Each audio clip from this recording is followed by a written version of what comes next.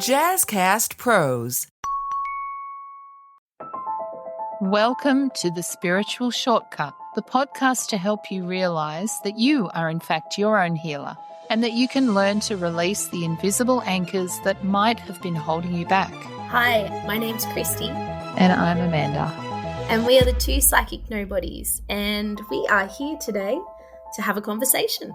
Yep, we're going to go through the basics of what we do in our shamanic work.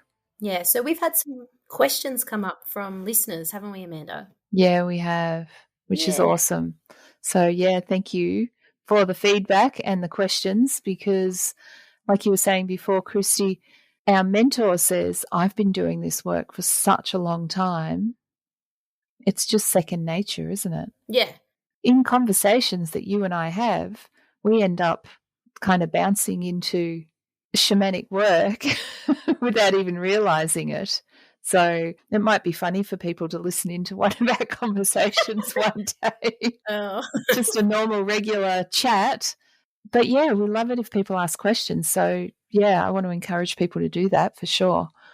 Yeah, well, I mean, and that's the thing. If there's things coming up for the listener, if we can shed some light on it, it then makes all of this much easier to understand, you know. And again, we come back to that word of demystify the work. Yeah, but we had a beautiful girlfriend of mine reach out and ask a question of what is a channel? When I say I'm in my channel, it's twofold for me, right? So part of it is acknowledging that I'm consciously shifting into opening myself up to my guides and asking them for connection. So it's that shift, but it's also, it's like being in a zone. Yeah. More than, like, it certainly isn't a physical place. No, it's definitely not a physical place. And I find this one tricky to answer. And even though I've spent a long time thinking about the best way to put words around it, I think it's still going to be a mouthful. Because for me these days, I'm never not doing this work. I've had to learn to put boundaries around it, obviously, but I can honestly say that I am now walking in my world doing this work.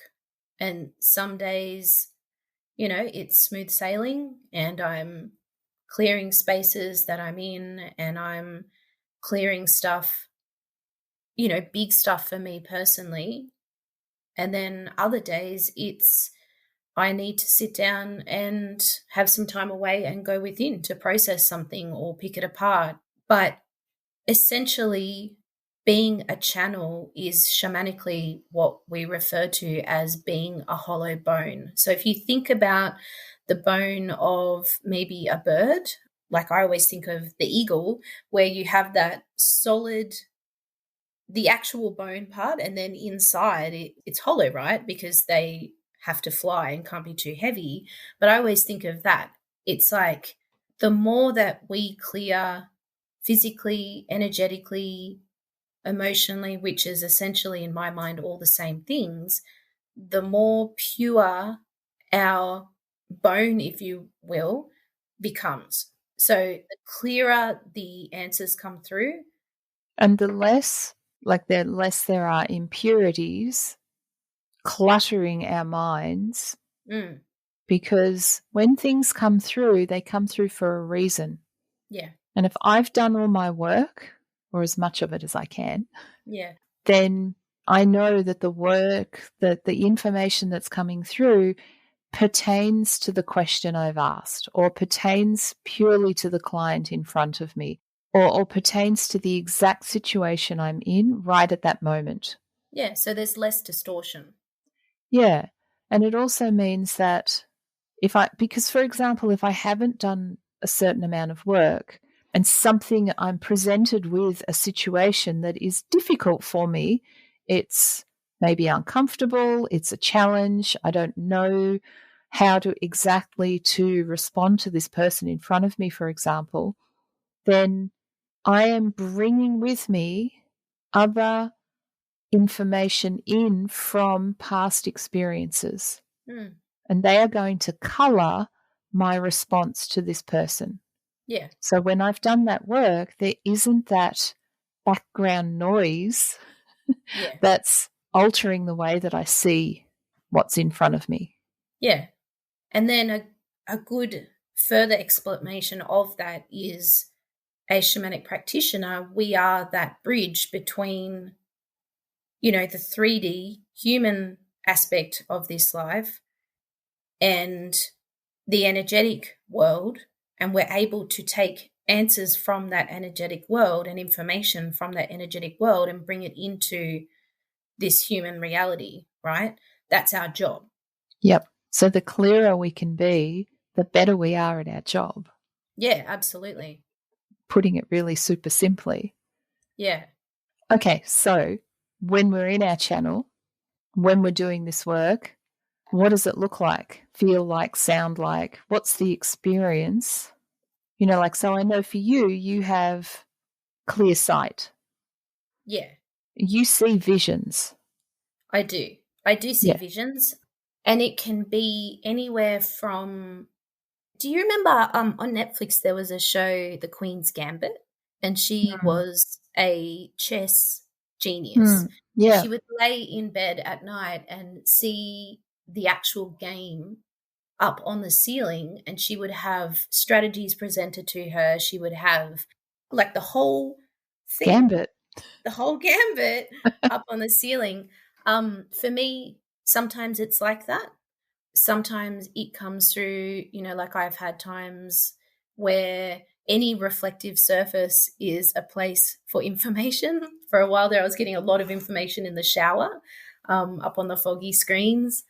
My visual sight, and again, this is another thing that I struggle to put words around, but I have learnt how to, over the last however many years this has been happening to me, interpret what I'm seeing to gain clarity as to what my guides are trying to tell me. Yeah. So certain things in my environment I will interpret in certain ways, and my guides know exactly what to show me to give a clear message, right? So when you say your guides are showing you, and I know this because we a little bit share this as well, suddenly you'll be talking and your attention is just randomly drawn to something in the room.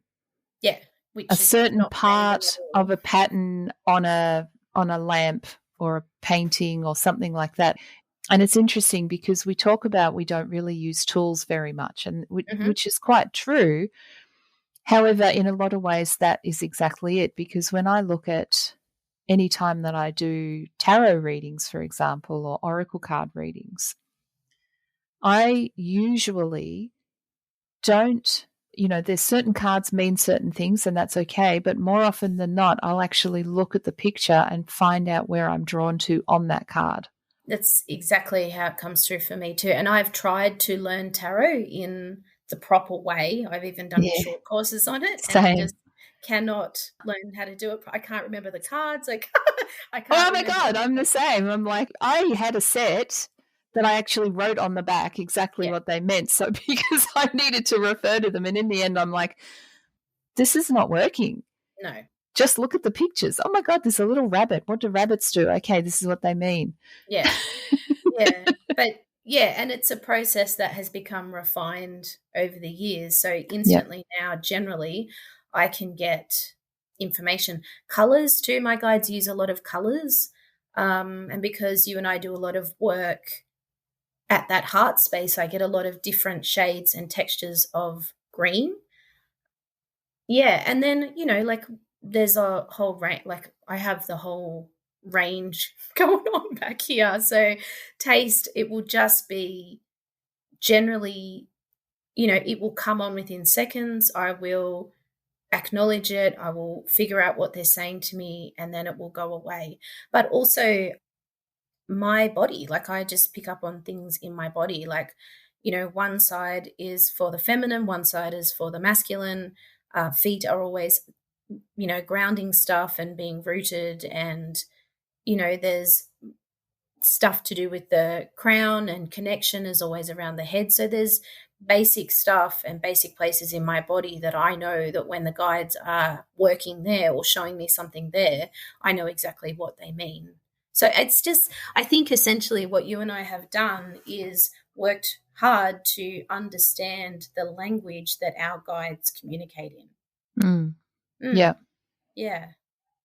And also another thing that I find I have is I often need to just start talking. Yeah. And I don't know what I'm about to say. It's just that flow of energy and ideas just pop into my head. Yeah. And sometimes that's difficult because I'm very politely waiting for you to finish your part of the conversation or part of, your idea that you've had. And because it comes thick and fast, I often lose that momentum. So it's a dance, really, where we're juggling and dancing and moving in between the two different energies and the ways that we do that. And this is what we speak to actually in our shamanic training. We learned about how the hollow bone will move from person to person. Yeah. Because part of the training that we did when we did our practitioner level was as a group doing healings. We didn't do them on our own until we'd finished our mentorship. Yeah.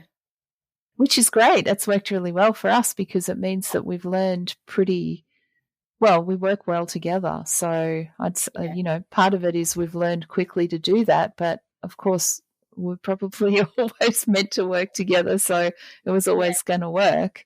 And I will say there's more of an element of it being a dynamic back and forth rather than just that more static one person. Do you know what I mean? Because whilst you are getting all of this information, exactly what you just spoke to, you have to be aware not only of your client but also of the other practitioner and how to bring it. Yeah, so it's been like a bachelor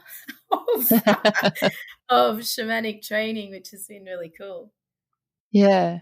And I mean, sometimes we have clients, don't we, that sit in front of us that experience very similar ways of, reading their body and what comes in, and with high levels of intuitive thought.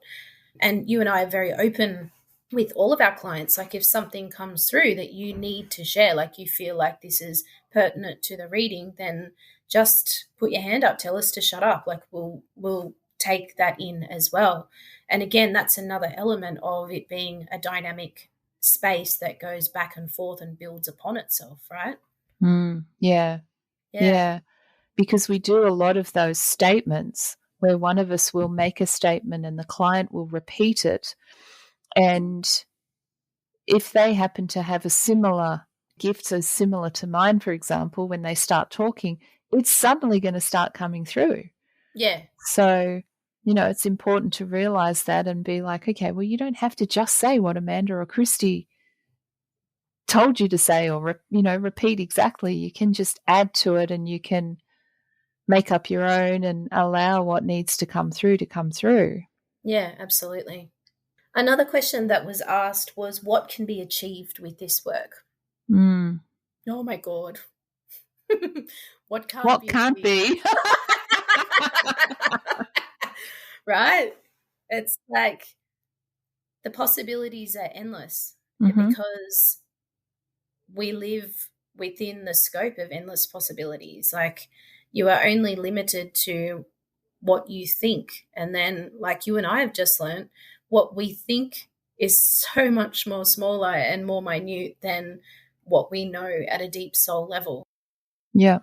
So what kind of things have you dealt with a lot in sessions on your own? Maybe that's a good place to start. A lot of reparenting. So that can be inner child work, inner teen work, but it's also understanding that at some point the adult needs to step in and do the adult stuff. So resetting of appropriate roles in one's life. How many people there's what is it, the parentified daughter is a little catchphrase I've only learned like fairly recently. And so, you know, there are these people that are adults that never had a proper childhood because they had to be adults when they were children. I don't know how you're supposed to be adulting when you're 6. Yeah. But people have done it. And then they're supposed to be healthy, functional adults that haven't had a childhood. Yeah. Don't know how they do it either. Because, you know, like if your childhood is one where you've been brought up in an environment where you've had to fight for love or you've had to be a certain way, which everyone has, to get what you think you need in your life, then every relationship, until you heal that, is going to be reflective of that environment. Yeah. So reparenting is something I've used it a lot, whether it's in shamanic practice, coaching, counseling, all the therapies that I've done. Yeah. Have you seen consistency in how that shows up physically in someone's life?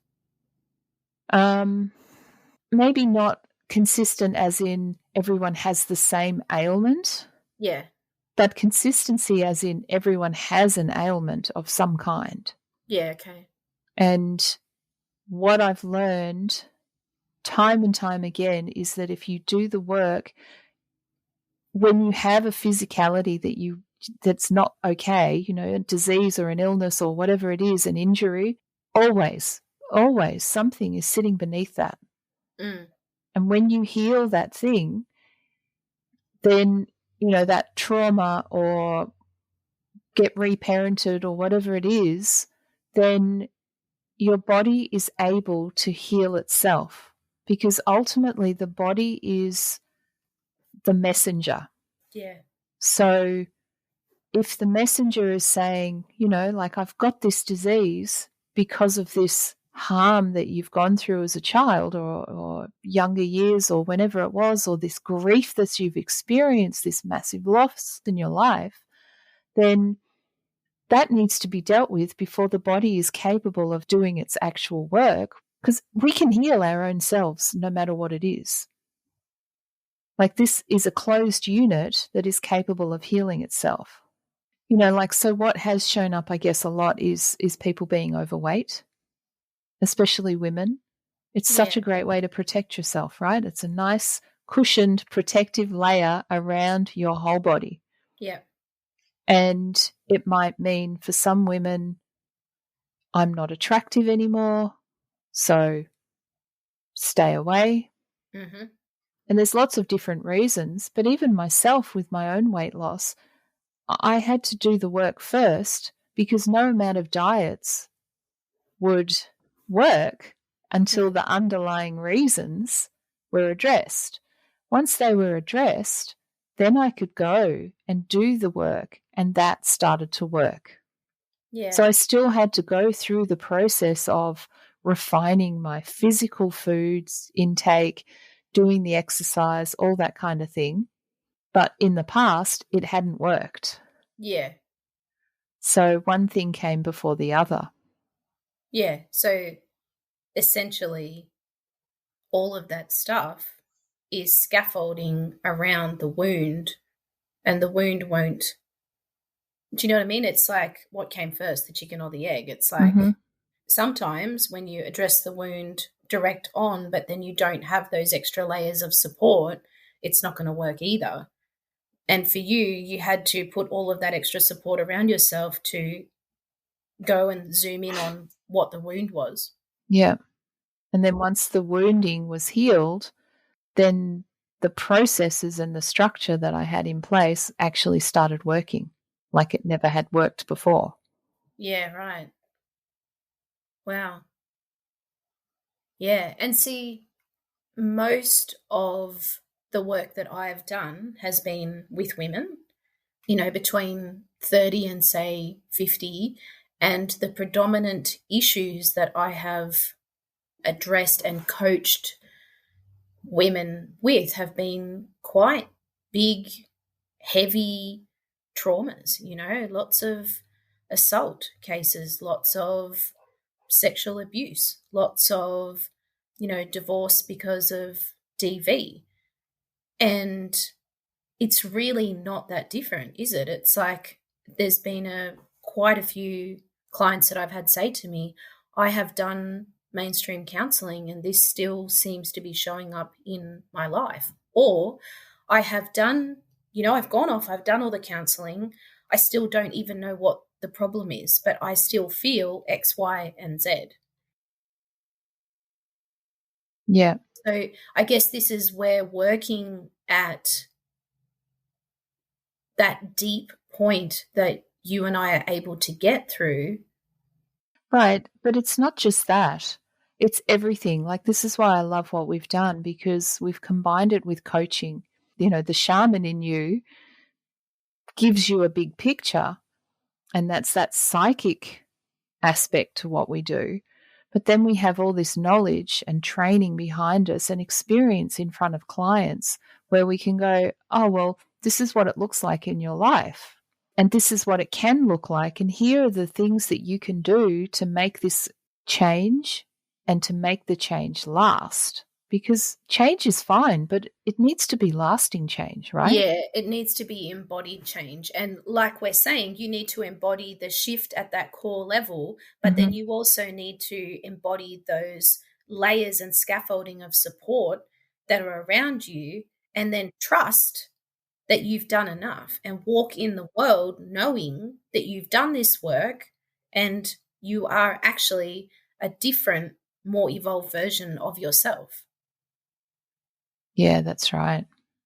I think we can talk about more next time. Yeah, I think that was amazing, actually. It was a lot of information in a very short amount of time, wasn't it? Yeah. But it's good, right? Like, you and I have set out to achieve a few podcasts that really break everything down.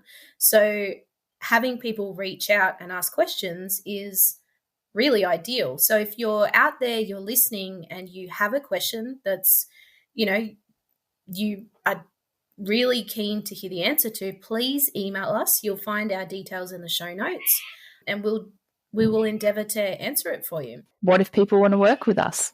It's easy. You can just click the link on the website, right? Yep, there is a booking link. Yep. Yeah. So, and, to add on even further to that, if you are intrigued, just have a go. There's nothing frightening, scary. Again, this is another thing that we are trying to break down the myth of, that this work is, only for select people, or we are just this silly in a session. Yeah, we're not scary. And we both have personally and professionally dealt with really big situations. So it's not awkward unless you make it awkward, which we do our best not to make it awkward. Exciting. We are developing and putting together a 3-month coaching program. Yeah. So there'll be a couple of deep healings, some integration sessions, some one-on-ones or 2-on-1, 2 of us and 1 of you. Mm-hmm. Cacao intention setting ceremonies and circles, and group coaching. So building a nice, close-knit community with some other of our clients, so that you can not feel so alone on a healing journey, right? Yeah, well, essentially what we're trying to do is recreate the incredible support that you and I have been able to gift to each other in our time of need. So what better way, after we have both walked through it, than to gift it to other people? Yeah, so keep an eye out for that. Yeah, we'll talk a lot about it when it happens too. Yeah. Woo-hoo. Thank you so much for tuning in to the latest episode of The Spiritual Shortcut. We'll be back on the first and third Sunday of each month to unpack, demystify, and occasionally make fun of all things spiritual. Starting with ourselves. Of course. Don't forget, those life blocks you've been tripping over are just poorly disguised stepping stones. We'll support you to laugh, leap, and maybe even do a little victory dance over them. See you soon.